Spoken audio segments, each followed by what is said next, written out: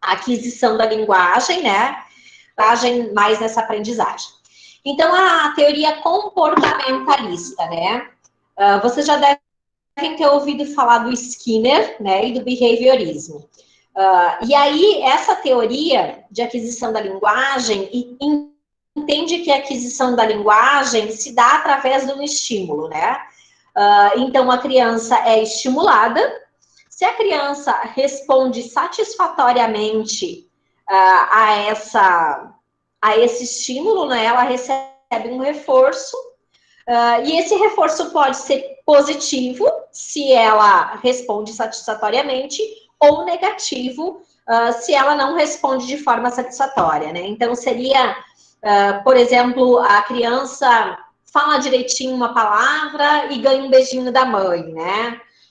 Ou isso seria um reforço positivo, né? Ou ela fala uma palavra de uma maneira errada e a mãe repete brava com ela a forma correta. Isso seria um reforço negativo, né? Mas vocês devem, quando vocês estudaram a psicologia do desenvolvimento, vocês devem lembrar do Skinner,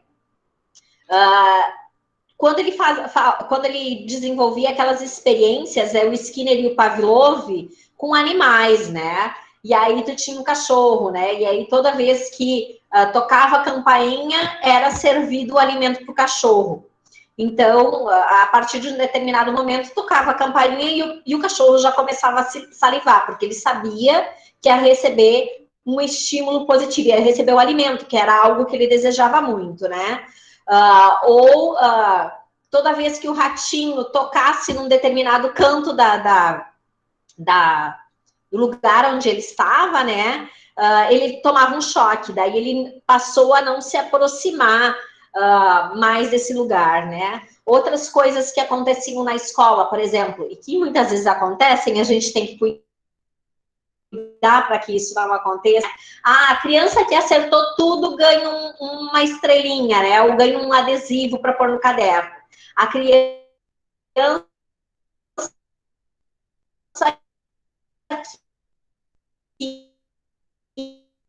né? Reforços positivos ou negativos.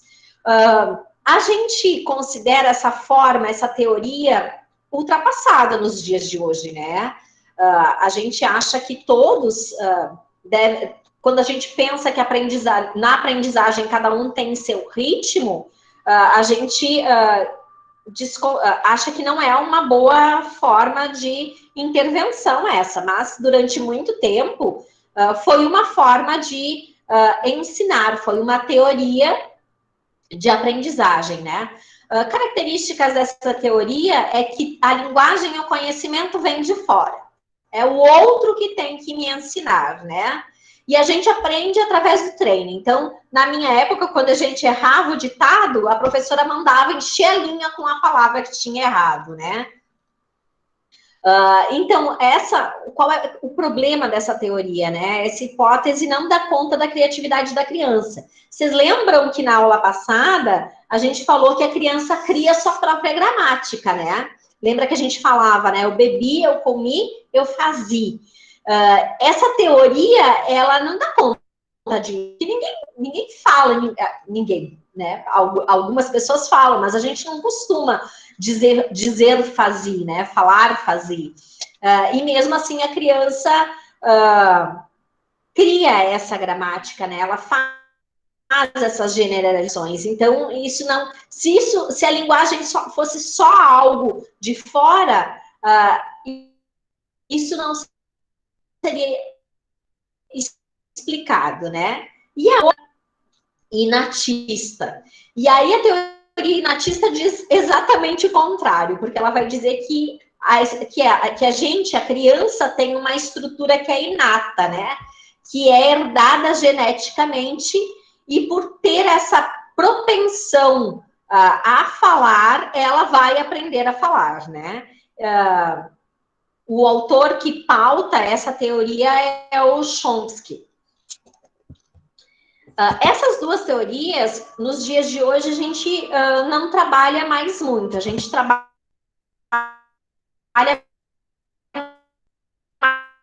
mais com essa ou socio-interacionismo, que é o Vygotsky, né? Eu vou falar bem rapidinho sobre essas duas concepções, porque depois eu vou esmiuçando cada uma delas quando eu vou apresentando esses dois teóricos. Então, a teoria construtivista, né? Essas duas teorias percebem o sujeito como tendo um papel fundamental na aprendizagem, porque é a interação dessa criança com o meio que vai fazer com que ela aprenda. Então, as duas teorias são pautadas na ação e na interação. Então, o que o Piaget vai dizer, né? Que, num primeiro momento, o conhecimento é gerado a partir da criança, da interação da criança sobre o mundo, da ação da criança sobre o mundo. E aí, vocês lembram dos estágios de desenvolvimento do Piaget lá da disciplina de psicologia? Sensório motor, pré-operatório, operatório concreto e operatório formal? Então, esse período, esse primeiro momento da ação, seria o sensório motor. O Piaget vai dizer que nesse primeiro momento a gente tem muito pensamento pela ação, mas a gente não tem uma linguagem estruturada ainda, que essa estruturação da linguagem vai acontecer mais tarde. Então, até é muito difícil a gente colocar limites em estágios, né? Mas a gente poderia dizer que do 0 até mais ou menos os 2 anos de idade, a criança pauta suas interações com o mundo da ação. E no segundo momento, ela vai pautar suas ações na representação, que é quando se passa por um processo de abstração. E essa abstração vai fazer com que surja o conhecimento simbólico e a linguagem. Então, a partir do momento que a linguagem se estrutura na criança, a gente passa a agir no campo da representação e não mais no da ação. Depois eu explico melhor isso, né? E o interacionismo, que é pautado nos conhecimentos de Vygotsky, na teoria de Vygotsky, né? Ele vai dizer que o conhecimento é gerado a partir da interação da criança, da interação social da criança com o meio. O Piaget vai acreditar que, embora haja uma interação constante com o meio, o desenvolvimento da criança vai ser a base dessa aprendizagem, né? E o Vygotsky vai acreditar que, embora a criança tenha uma estrutura que possibilite a aprendizagem, é essa interação do meio que vai fazer com que ela aprenda. Então, uma das diferenças primordiais de Vygotsky e Piaget é essa, né? Piaget vai pensar muito mais com relação às estruturas cognitivas e a ação da criança com esse meio que vai proporcionar a aprendizagem, e o Vygotsky vai pensar muito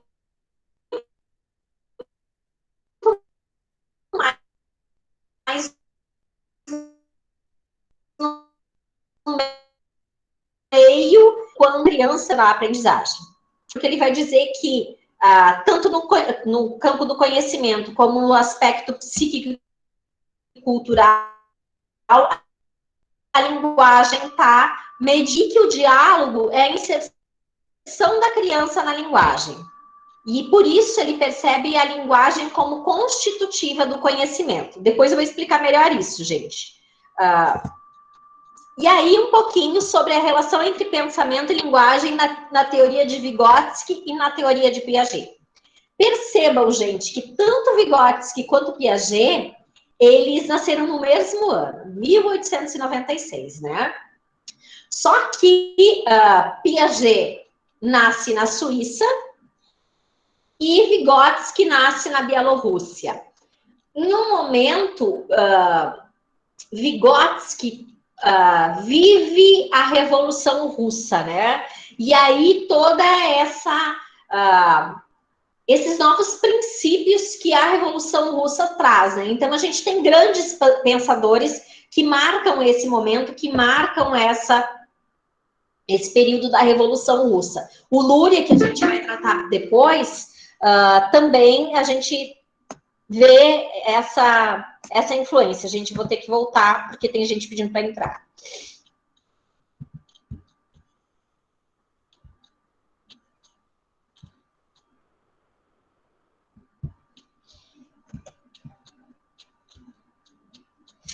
E aí, assim, diferenças entre Piaget e Vygotsky. Vygotsky morreu super jovem, com 37 anos. E Piaget não, Piaget viveu 83 anos, né? Vygotsky não leu Piaget, Piaget leu Vygotsky. E vocês vão perceber que, embora eles tenham muitas diferenças em suas teorias, existem vários momentos em que eles se aproximam. E que Vygotsky chega a falar, quando lê, perdão, Piaget chega a falar, quando lê Vygotsky, que eles, se tivessem se conhecido, poderiam pensar em muitas outras coisas e elaborar muitas outras hipóteses com relação ao desenvolvimento humano, né? Gente, eu queria definir alguns conceitos para vocês que são importantes quando a gente trabalha com essa disciplina, né? O conceito de linguagem e a hipótese, a ideia de linguagem como atividade simbólica constitutiva, né?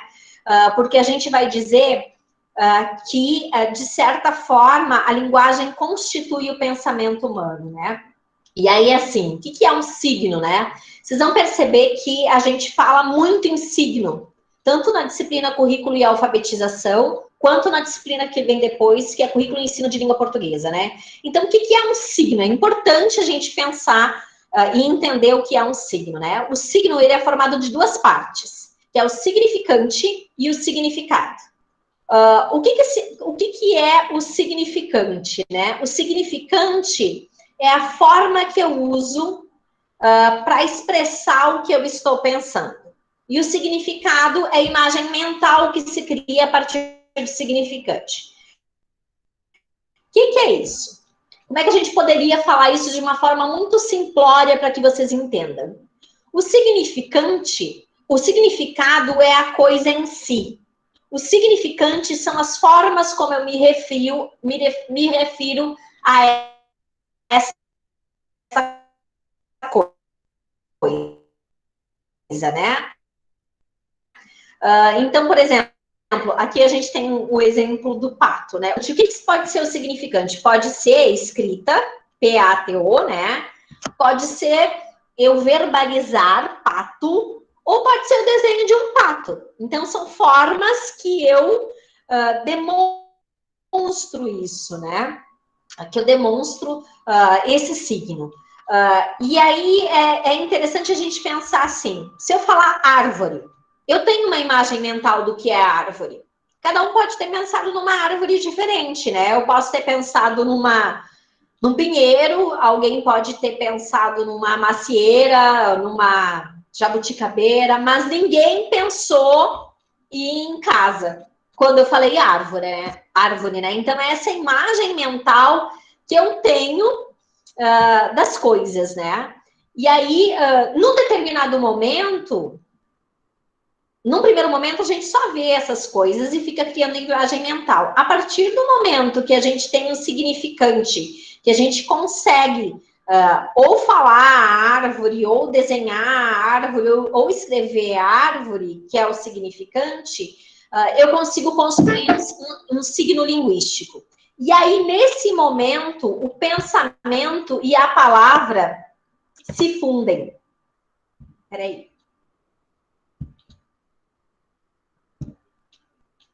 Então, esse é um momento muito importante, tanto no desenvolvimento da criança, como no desenvolvimento da espécie humana. Então, assim... Professora. Oi. Professora, a Ivone Souza pediu para repetir o que é significante. Tá. Pri, você faz esse meio de campo para mim, pode ser? Quando alguém escreve no chat, você verbaliza? Então, assim, signo é a junção de significante com significado. Significado é a coisa em si. É a imagem mental que eu tenho de um objeto.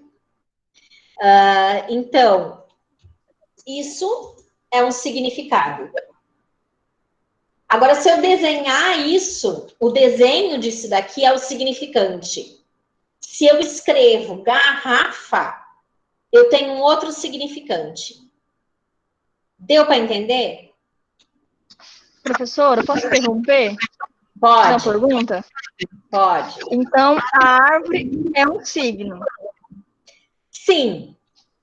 Mas assim... E se você desenhar uma árvore, é o significante. Não, olha só. O signo é essa junção que eu tenho do significante com o significado, tá? Então, a árvore é o significado. O desenho da árvore é o significante. E aí a gente constrói com a junção desses dois um signo linguístico. Que é o entender, quando eu falo árvore, você criar a imagem mental dessa árvore. Entende? E aí, assim, aqui embaixo diz, ó, nesse processo, pensamento e palavra se fundem. Quando eu falo árvore, vocês têm uma imagem mental de uma árvore, né? E a comunicação só se estabelece por conta dessa fusão, por conta da criação desse signo linguístico. Porque se eu falar, por exemplo, alabrache não tem um significado, é um som vazio, né? Eu não consigo criar um signo linguístico para alabrache, porque eu só tenho significante, alabrache, mas eu não tenho significado. Conseguem entender? Se não conseguirem, vocês me interrompam de novo, tá? Professora, a senhora Oi. consegue abrir os slides? A NASA parece muito pequeno. Sério que aparece pequeno? Porque ele tá grandão, ele tá em tela inteira. Ele tá em tela inteira. Ó. Eu não consigo nem ver, Tá mas tudo pequenininho mesmo. Mas ele tá em tela inteira. Peraí que eu coloco de novo para vocês verem, ó. Mas assim, ó, meninas, eu vou enviar isso para vocês também, ok? Na verdade, os slides é muito mais para, se dá problema no áudio, vocês conseguirem acompanhar e para que eu consiga também organizar a minha fala do que para qualquer outra coisa, tá? E aí, gente, então, a linguagem, né? A linguagem é um produto histórico e significante da atividade mental dos homens. Pensem que a partir do momento que eu crio o signo linguístico e começo a pensar através das palavras e estabelecer uma comunicação através dessas palavras e criar um sistema, uma linguagem, uma língua, né? A gente tem uma revolução no processo histórico, né? E aí, a linguagem, né? A linguagem mobiliza a comunicação, o conhecimento, a solução de problemas, o registro. Então, tem uma infinidade de funções a linguagem no nosso dia a dia. E aí, voltando um pouquinho para o signo, né? Nós nos relacionamos com o mundo ou através dos instrumentos, e aí eu tenho lá o martelo, martelando, né? Ou através dos signos linguísticos. Então, a nossa relação do mundo ou se dá pela ação mediada por um instrumento, ou se dá pela comunicação através dos signos, né? Os signos nos permitem lembrar, comparar, relatar e escolher. E essas funções, lembrar, comparar, relatar e escolher, nós chamamos de mediação simbólica. Ou também mediação semiótica, é a mesma coisa, tá? Só para apresentar esses dois conceitos para vocês. Então, assim, lembra que a gente fez a diferenciação na aula passada entre linguagem e língua, né? E aí a gente, nessa diferenciação, a gente dizia que a linguagem é uma forma mais ampla de comunicação. A gente tem a linguagem corporal, né? A gente tem a linguagem musical, a gente tem múltiplas linguagens, e quando a gente trabalhava lá as linguagens geradoras do Gabriel Junqueira, a gente explorou algumas dessas múltiplas linguagens. Eu acho que eu cheguei a dar o exemplo de um texto. Vocês leram o texto daquela autora que foi para Cuba, né? E ela disse que chamou a atenção a forma como eles organizavam as vitrines das lojas. Porque como Cuba vive um regime socialista, e no socialismo o consumo não é algo que seja estimulado, lá as vitrines são compostas de uma forma muito simples, enquanto as nossas vitrines têm todo um apelo, né? Agora está chegando a Páscoa, pensem nas vitrines, como elas são lindas, como elas são apelativas, como elas chamam para o consumo, né? Isso tudo é uma linguagem. E a língua, a gente disse que a gente definiu como uma forma mais estruturada de comunicação, né? Então, a gente tem a língua escrita e a gente tem a língua falada, né? A gente fala em língua portuguesa e não em linguagem portuguesa. Por quê? Porque a língua portuguesa tem uma estrutura, né? Que pauta essa língua. Enquanto a gente fala em linguagem corporal, né? Então, percebam essa diferença. E aí, a autora vai dizer o seguinte: tudo isso que eu tô falando aqui, gente, tá num videozinho que depois, lá no final da apresentação, tá o link, que é um vídeo que é os grandes pensadores Vygotsky, e quem fala sobre Vygotsky é a Marta Coll de Oliveira. A Marta Coll é uma estudiosa de Vygotsky, ela tem um livro que fica em cima da mesa dela, vocês vão ver quando ela olharem o vídeo. Ela é uma das autoras de referência no Brasil que estuda Vygotsky e fala sobre Vygotsky. E aí, a Marta Coll vai dizer o seguinte, baseada em Vygotsky, né? Que na ausência de um sistema de signos linguísticos ou não, né? Somente um tipo de comunicação mais primitiva e limitada possível. Então, ela vai dizer que se a gente não tiver signos linguísticos, a gente não consegue estabelecer uma comunicação. E aí, o exemplo que ela dá lá é dos gansos, né? E aí, ela vai dizer assim, que um ganso amedrontado, ele não consegue se comunicar com outros gansos e avisar do perigo. Ela vai dizer que não, que os gritos dele vão só contagiar o bando, né? Então, os outros gansos vão sair correndo meio que contagiados pelo pavor de um ganso, mas não que eles consigam estabelecer uma comunicação. E por que eles não conseguem estabelecer uma comunicação? Porque eles não têm signos, né? E aí ela vai dizer também que a linguagem é um dos principais instrumentos de representação simbólica. Por que representação simbólica? Porque pela linguagem eu comunico. Pela linguagem eu trago a vocês coisas do meu pensamento ou coisas que eu quero contar para vocês, né? Então, a linguagem está no centro de toda essa relação humana. E aí, assim, a relação entre pensamento e linguagem para Vygotsky e Piaget. Eu acho que essa é uma dos pontos fundamentais e que eles discordam, né? Porque para Piaget, para Vygotsky, pensamento e linguagem surgem na criança em um mesmo momento, né? E para Piaget, não.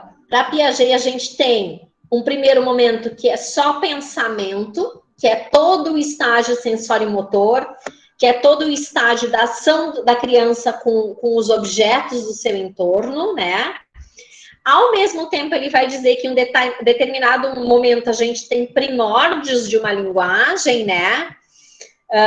Mas que por volta dos 2 anos de idade, pensamento e linguagem se fundem. E aqui, por volta desses 2 anos, é que a criança entra na fase pré-operatória, né? E o Vygotsky vai dizer não, que a gente tem sempre primórdios de pensamento e primórdios de linguagem que surgem no mesmo momento e eles vão se aproximando, se distanciando, se aproximando e se distanciando, né? Dentro daqueles processos de aprendizagem que pauta a teoria do Vygotsky, né? Que são aquelas relações, depois a gente vai falar um pouquinho delas, né? Que é a zona de desenvolvimento real, proximal e potencial. Os dois também consideram em torno dos 2 anos de idade como um momento de transformação do pensamento da linguagem da criança, né? Uma outra diferença entre por que os 2 anos de idade, gente? Porque eles vão dizer que é nessa idade que a criança vai ter construído vários elementos que permitem a ela que o signo linguístico se estabeleça. Depois eu explico melhor cada uma delas, tá? E aí, assim, como se desenvolve a fala para Vygotsky e para Piaget? Para Vygotsky, como o Vygotsky acredita muito no social e diz que a aprendizagem acontece sempre de fora para dentro, ele vai dizer que, num primeiro momento, existe uma fala socializada. Então, uma cena bem clássica é pessoas, adultos conversando, né? E um bebezinho lá brincando, ouvindo essa fala do adulto, né? E brincando lá no cantinho. No segundo momento, a fala se torna egocêntrica. O que é esse momento da fala egocêntrica? Também um exemplo clássico, né? Crianças que falam sozinhas, em torno, aí mais ou menos pelos 4 anos de idade, 3, 4 anos de idade, vocês vão encontrar as crianças falando sozinhas, né? E esse é um momento que tanto Piaget quanto Vygotsky identificaram no desenvolvimento da criança. Vou ter que voltar, gente. Ué. Achei que tinha gente querendo entrar.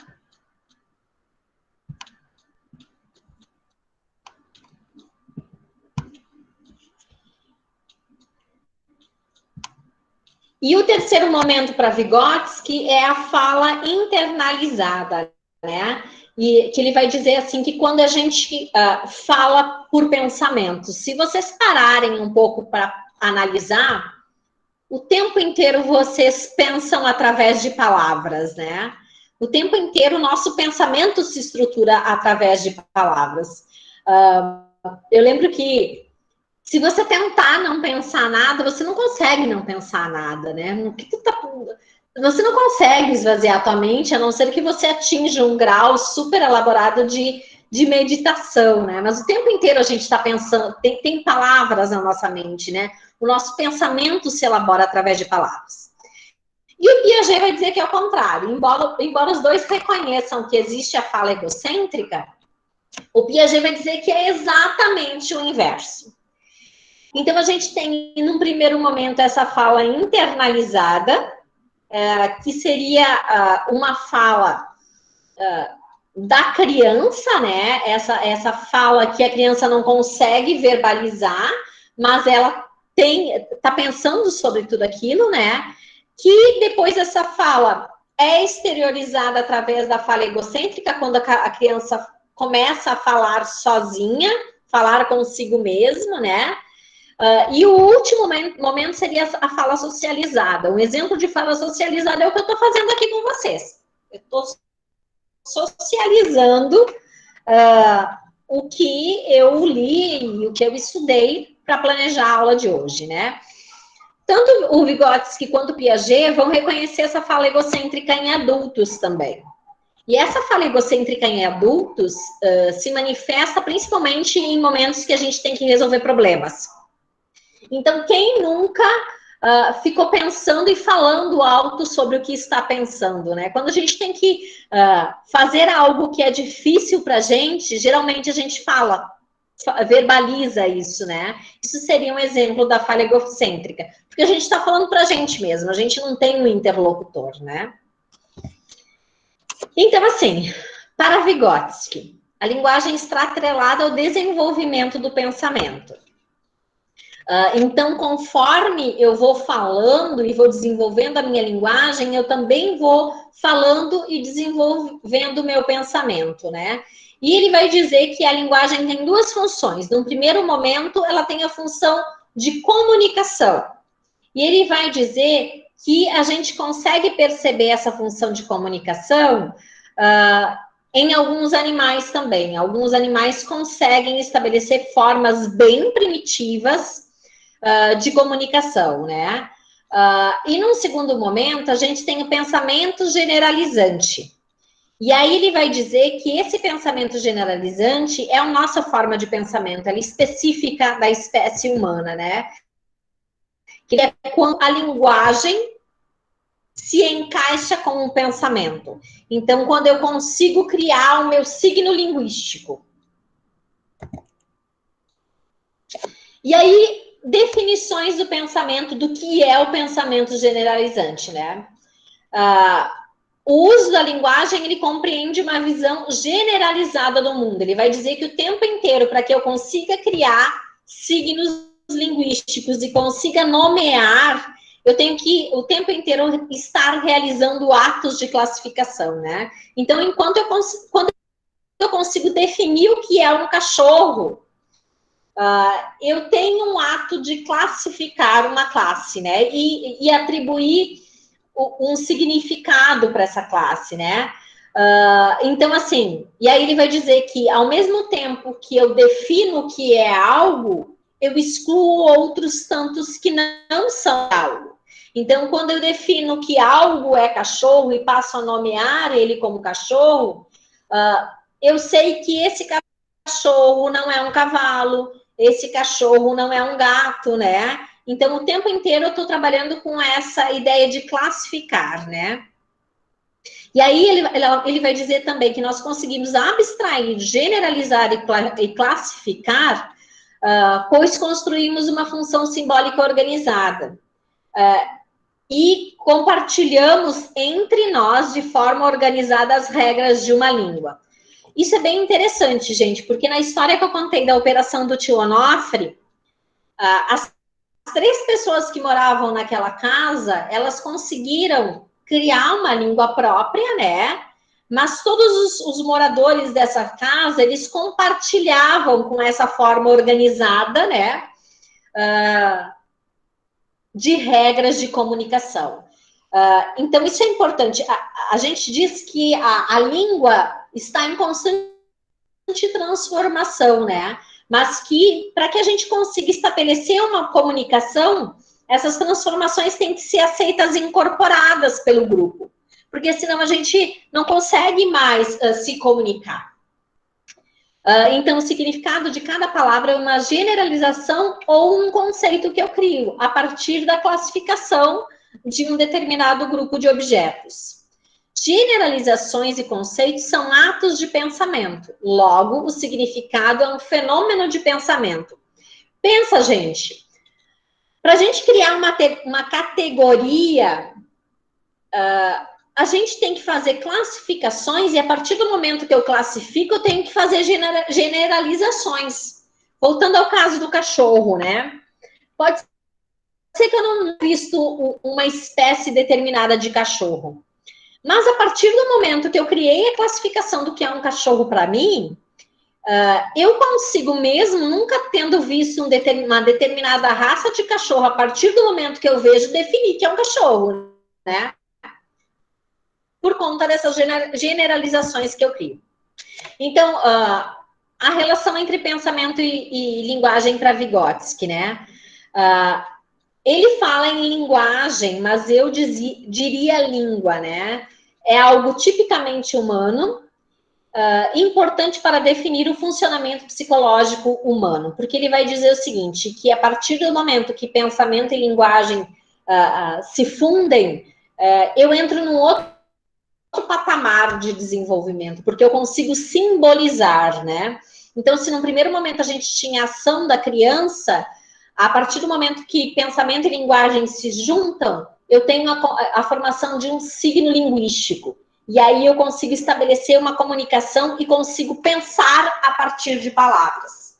Isso faz com que a gente, no desenvolvimento da criança, a gente tenha um boom no desenvolvimento da criança, né? Porque a gente deixa de agir só frente à ação e passa a agir dentro de um outro patamar, que é a reflexão, o pensamento, né?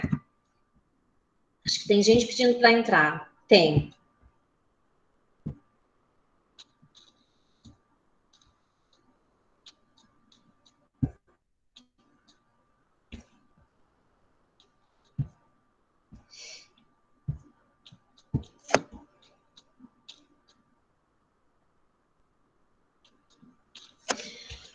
E aí ele vai dizer uma coisa importante, porque ele vai dizer que se hoje nós temos toda essa relação de pensamento e linguagem se fundindo e a gente estabelecendo uma comunicação e uma língua e passando a pensar a partir de estruturas simbólicas superiores, isso se deve à ontogênese e à filogênese, né? A filogênese seria o desenvolvimento do homem ao longo da espécie humana, e a ontogênese seria o desenvolvimento da criança enquanto sujeito, né? Então, o desenvolvimento da pessoa ao longo da sua própria história. Então, ele vai dizer, essa relação não nasce com o sujeito, ela é adquirida ao longo do desenvolvimento, tanto da filogênese quanto da ontogênese. Então, da filogênese, e aí ela vai usar o chimpanzé como exemplo, né? Porque ela vai dizer que, no caso, o chimpanzé, o pensamento e a linguagem são separados, né? Então, a gente tem no chimpanzé a linguagem só como instrumento de comunicação, né? De interação entre eles. Então, a gente tem gritos que contagiam e avisam e alertam do perigo, né? Ou a gente tem primórdios de pensamento, que ela chama de inteligência prática. Que o exemplo que ela dá no vídeo é assim, o chimpanzé até consegue pegar uma varinha e subir num banquinho para derrubar a banana que está pendurada, mas que a varinha, o banquinho e a banana tem que estar no mesmo campo de visão. Ele não consegue pensar e criar uma estratégia se esses objetos não estiverem nesse campo de visão dele, né? Então, por exemplo, se o banquinho estiver dentro do armário, ele não consegue pensar, mas se eu pegar o banquinho que está lá dentro do armário e subir nele, pegar uma varinha, eu derrubo a banana. Ele não consegue. Ele tem uma inteligência prática, né? Por quê? Porque não existe inteligência simbólica. Ele não consegue perceber nada que não esteja dentro do seu campo de visão, né? Não existe essa inteligência simbólica que seria algo referente a um pensamento mais elaborado. E ele vai dizer que a criança tem a criança pré-linguística age de forma muito semelhante ao chimpanzé, né? Então, aquela criança que está balbuciando ainda, né? Aquela criança que ainda está só respondendo a estímulos, ela tem um pensamento muito semelhante a esse. Quando o pensamento e linguagem se fundem, nasce de fato a espécie humana. Por quê? Porque a partir daí eu consigo ter uma abstração, eu crio o signo linguístico. O ser humano passa a ter uma comunicação articulada pela língua e uma inteligência abstrata, porque eu consigo pensar em coisas que não estão ali, que eu não estou vendo, né? Então, a gente consegue desenvolver um plano simbólico. Tu passa por um pouquinho. Fala. A Gabi Feitosa, ela tá querendo entrar na aula. Tá, peraí. Mas eu permiti a Gabi. Não tem aqui. Pede para ela entrar, pedir para entrar de novo.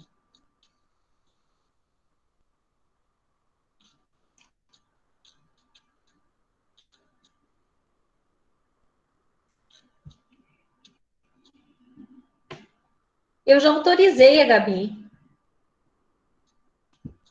Pede para ela tentar entrar de novo.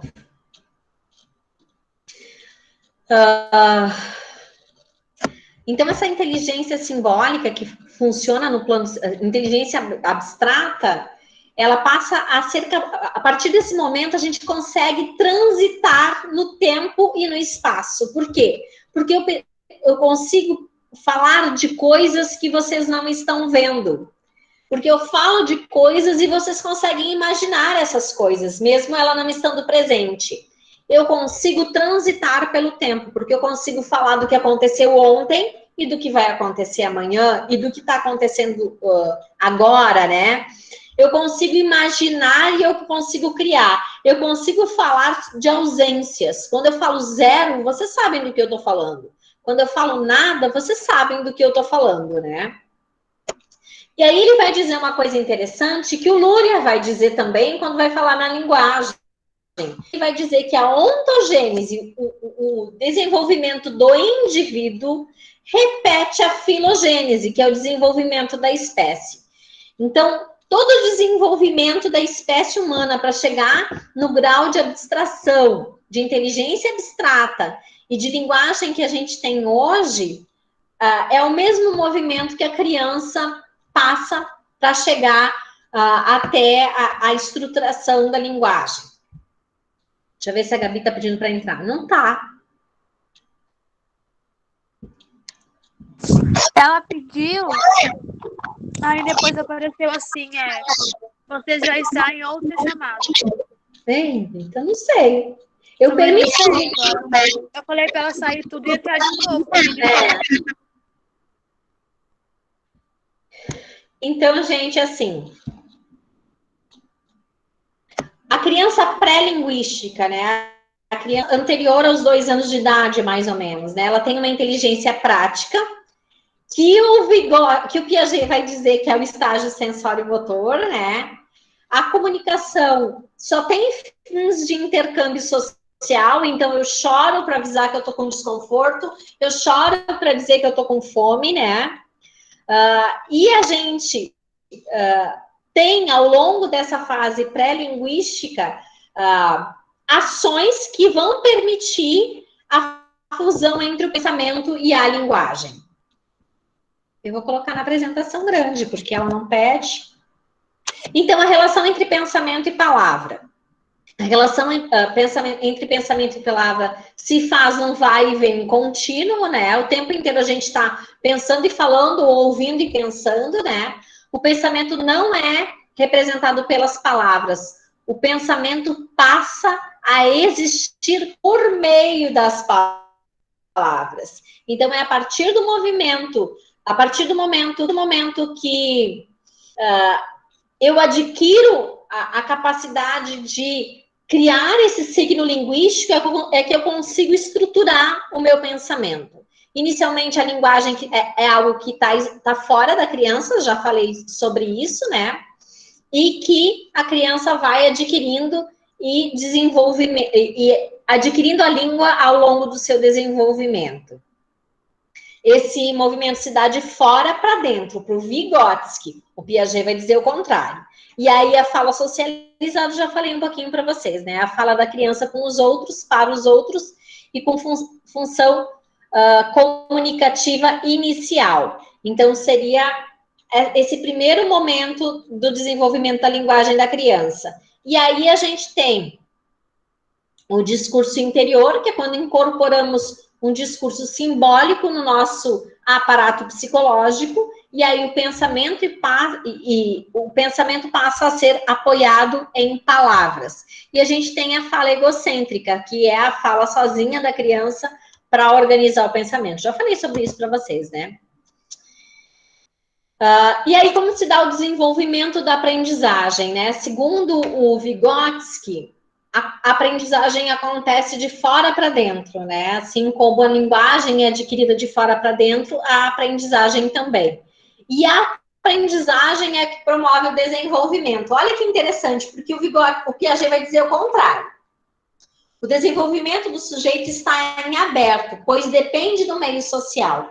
E aí, a importância do meio na teoria do Vygotsky, né? Porque se você tem um meio que te estimula, o teu desenvolvimento vai ser muito rápido. Agora, se tu não tem um meio que te estimula, você vai ter mais dificuldades de adquirir a tua aprendizagem, né? E aí ele vai falar sobre o jogo simbólico, que são as brincadeiras de faz de conta, que vocês já devem ter ouvido muito, né? Tem uma autora que vocês leem com a Rose. Daqui a pouco me lembro o nome dela. E ela vai falar exatamente disso, da importância do jogo de faz de conta e da importância do desenho para o desenvolvimento da escrita da criança. E ela é uma vygotskiana, né? E com certeza ela tirou essa ideia do Vygotsky, né? Porque ele vai dizer o seguinte, que a brincadeira e o jogo de faz de conta, ele faz com que a criança reproduza algo da cultura, das regras da cultura. Então, ela puxa algo que está por vir para aquele momento. Ela não é mamãe, mas ela está brincando de mamãe e filhinha. Ela não é secretária, mas ela está brincando de escritório.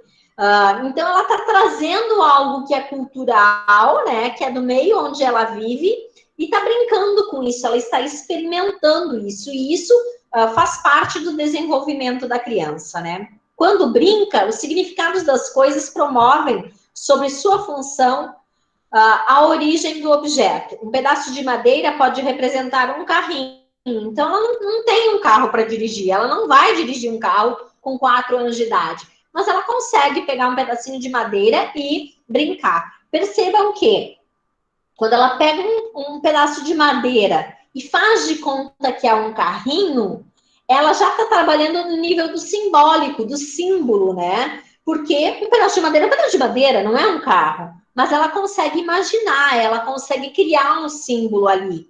Ela consegue trazer algo que é da cultura para o meio dela, da brincadeira.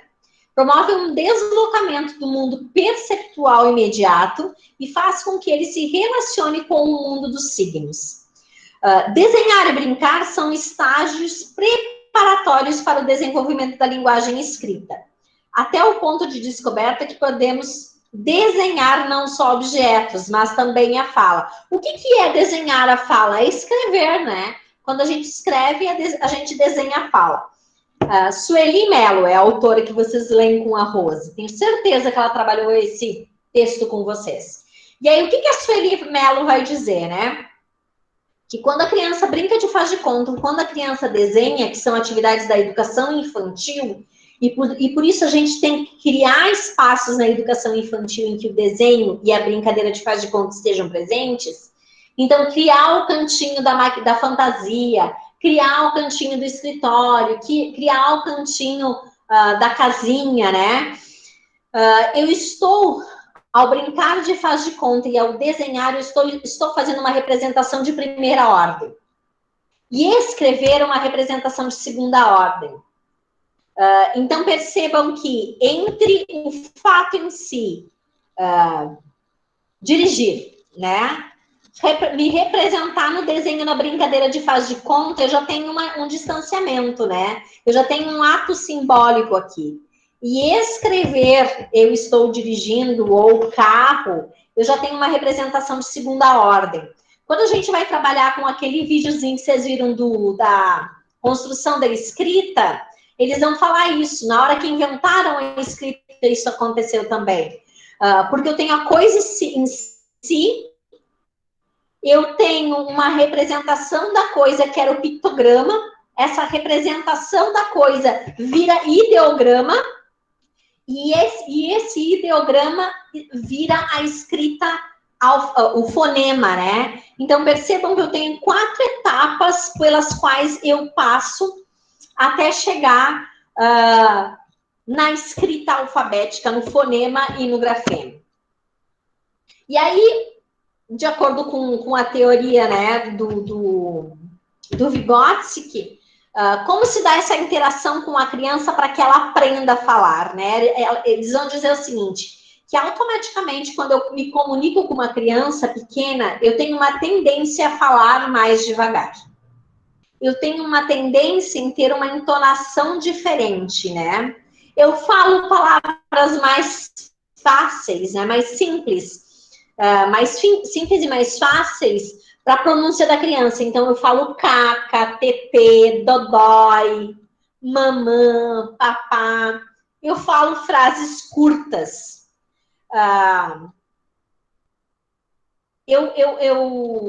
Eu expando as ideias da criança. A criança fala naná e eu digo, você quer naná? Você tá com sono? Então vamos naná com a mamãe, né? A minha escolha de vocabulários também são coisas do contexto dela, são coisas muitas vezes que eu consigo mostrar, tocar, né? E eu tenho também uma tendência de repetir ou parafrasear as crianças. Ela fala e eu repito, né? E assim se dá essa aprendizagem da criança. E aí, assim, vocês lembram que eu disse que para o Vygotsky a aprendizagem se dá de fora para dentro, né? E ela é um processo. E nesse processo eu trabalho com 3 zonas de desenvolvimento. Que é a zona de desenvolvimento real, zona de desenvolvimento proximal e a zona de desenvolvimento potencial.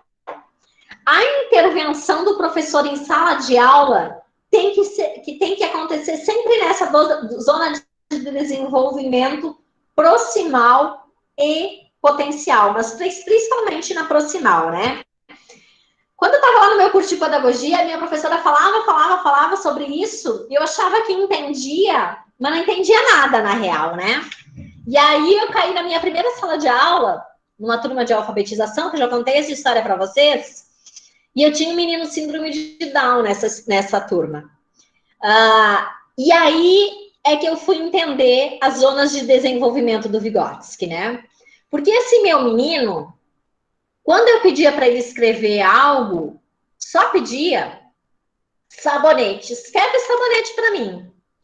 Ele usava letras aleatórias, então ele já sabia que se escrevia com letras, né?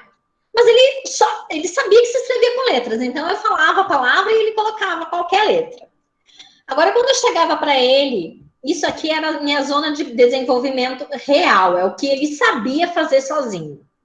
Ele já sabia muita coisa, né? Ele já sabia que se escrevia com letras, que se escreve da esquerda para a direita, de cima para baixo, né? Quando eu pedia para ele, quando eu chegava perto dele, dizia, não, vamos pensar como se escreve sabonete. Então, vamos lá, vamos bater palmas, sabonete, sabonete, tem quantos pedacinhos? 4 pedacinhos. E aí eu fazia 4 tracinhos lá. E aí, agora, vamos pensar cada um desses pedacinhos? Sa. Como é que eu escrevo sa? E aí ele grafava o A. Bo. Como é que eu escrevo bo? E aí ele colocava o O. Sabone. Ne. E aí ele colocava o E. T. E aí ele colocava o T. Percebam que eu saio de uma escrita aleatória, onde a criança só sabe que se escreve com letras. A gente chama isso de pré-silábico 2, quando vocês forem estudar Emília Ferreira, né? Para uma escrita silábica, né? Só que essa minha escrita silábica tinha minha intervenção. E o que é a zona de desenvolvimento potencial? É onde ele vai chegar, é onde eu quero que ele chegue, né? Então, percebam, eu tenho o real, que é o que ele faz sozinho, o proximal, que é o que ele faz com a ajuda do outro, e o potencial, que é onde ele vai chegar. De acordo com o Vygotsky, a aprendizagem se dá o tempo inteiro dentro dessas zonas de desenvolvimento. E o Piaget? O Piaget vai dizer que o tempo inteiro a aprendizagem se dá de dentro para fora. Então, é a partir do momento que eu consigo, através da minha interação com os objetos, desenvolver algumas estruturas, é que, a partir do momento que eu construo essa estrutura, é que eu consigo adquirir a aprendizagem para essa estrutura, né? E aí, como isso acontece? Através da assimilação e acomodação. Então, o que é a assimilação? A interpretação, a compreensão do mundo, conhecer o objeto. O que é a acomodação?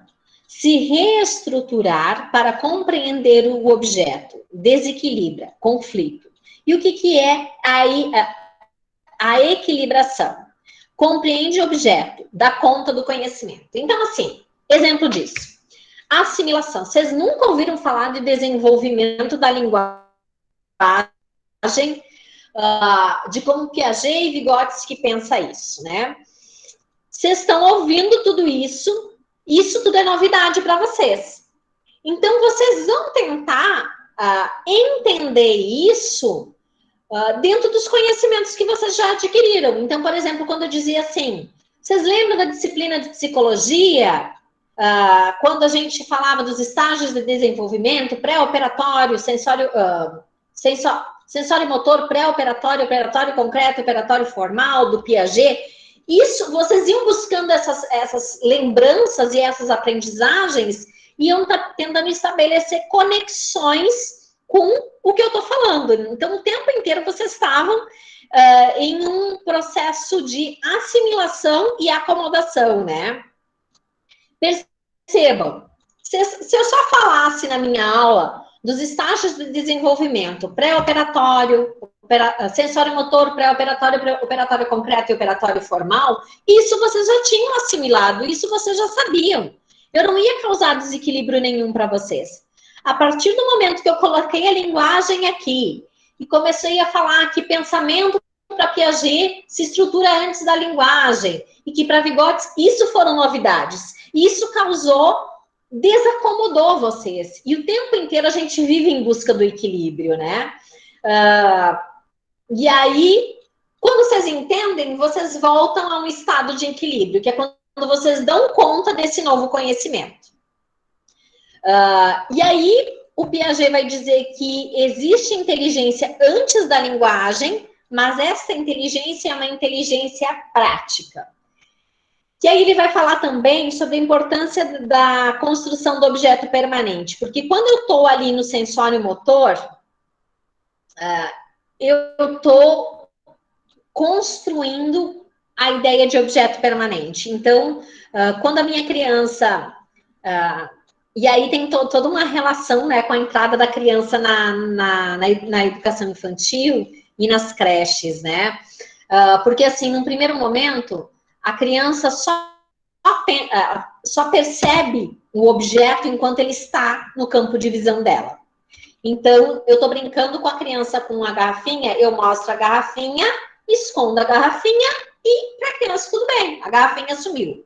A partir do momento que ela constrói o objeto permanente, eu mostro a garrafinha, escondo a garrafinha, e se a criança estiver interessada pela garrafinha, ela vai em busca. Ela vai puxar meu braço, ou ela vai engatinhar, dar a volta para pegar a garrafinha atrás de mim. A partir do momento que eu crio um objeto permanente, que eu sei que a coisa existe, embora eu não esteja visualizando a coisa, eu crio condições para, na etapa seguinte, criar o meu signo linguístico. Então, olha que interessante, a gente brinca de muitas coisas meio que de forma intuitiva com a criança, mesmo sem saber, né? Então, quando a gente pega um paninho, né, e esconde, né? Esconde, baixa, né? Eu brincava de cucubé, né? Todo mundo dá risada quando eu falo isso, mas eu dizia cucu, e a criança, bé, né? Ou sumiu, apareceu, e aí às vezes eu deixo sumiu, e aí a criança baixa para aparecer, né? Ou a gente coloca o lencinho na cabeça da criança e ela tira e dá risada, né? Isso é fundamental para a construção do objeto permanente. Uma outra coisa interessante também, toda criança já passou por essa fase. Ela tá gostando muito desse objeto, aí ela tá com ele na mão, joga no chão. Aí você vai lá e pega e dá na mão dela, ela joga de novo, né? E aí o pai e a mãe que não conhecem isso, começam a se irritar com isso. Ah, não vou mais te dar. Não, isso é fundamental para o desenvolvimento da criança, né? Porque ela tá brincando, tá aqui, não tá mais. Tá aqui, não tá mais. Esse movimento de ir e voltar é fundamental para o desenvolvimento da linguagem, né? E aí, assim, o Piaget também fala em causalidade, né? E aí ele vai dizer o seguinte, que antes de um ano de idade, as coisas aparecem e desaparecem de forma mágica para as crianças, porque elas não conseguem entender esse sumir e esse aparecer, né? A partir do momento que elas conseguem construir o objeto permanente, elas conseguem entender isso. E aí, a partir do momento que eu construo o objeto permanente, eu consigo usar a linguagem como uma forma de representação. E isso vai acontecer na fase pré-operatória. Então, a linguagem tem início na fase pré-operatória, né? Ela permite a socialização da inteligência, ampliando as funções de representação, né? Antes a criança tinha o desenho, a imitação, o faz de conta, e agora a gente tem uma forma bem mais estruturada de comunicação. Antes dessa fase, a inteligência da criança estava ligada à ação, agora ela está no campo da representação, eu já consigo pensar, né? E por volta dos 18 meses, o desenvolvimento das funções simbólicas, então teria condições de começar o aprendizado da língua. diferenciação entre o eu e o outro, e começa a estabelecer conexões entre meios e fins. E a ideia da permanência dos objetos. Percebam, gente, a diferenciação entre o eu e o outro, né? A partir do momento que a criança consegue se perceber como um ser no mundo. E aí tem aquela brincadeira do espelho que a gente faz, né? Quando a criança consegue reconhecer a sua imagem no espelho. Porque antes disso, tu pinta o rosto da criança e ela olha para o espelho e acha que tem outra criança. E aquela imagem não tem nada a ver com ela.